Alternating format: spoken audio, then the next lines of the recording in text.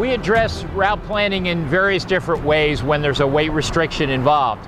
I could talk about the one where we are right now. We are currently along what would have been the Route 113 bus in the city of Chester. This is the Melrose Avenue Bridge over Interstate 95. And until early in the summer of 2013, the bus was operating on this particular bridge. PennDOT came out and did a part of the regular inspection of bridges, particularly along the stretch of I-95, and they found that there was a structural problem with this bridge.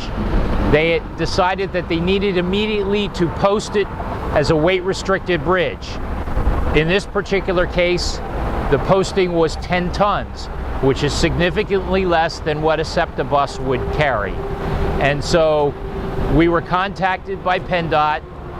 They notified us that we would need to find an alternate routing for the bus.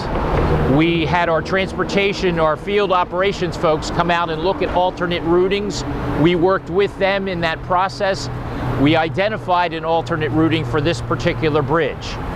That had significant impacts, though, on the passenger. The impacts are we potentially can lose riders.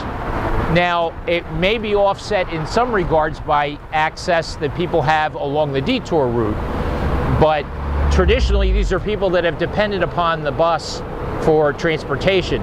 They may not be able to depend upon it or as effectively as before with the detour. In this particular case, the operations budget is primarily affected by the potential loss of riders and the fares that they pay. The mileage in this particular case is not significantly different. We have had circumstances in the past where additional mileage is tacked onto the route, so that has an impact in terms of the way that we do cost accounting for buses, because we have to account for mileage, we have to account for hours, and if we have to add additional vehicles on a route, we also have to account for that in our budget as well.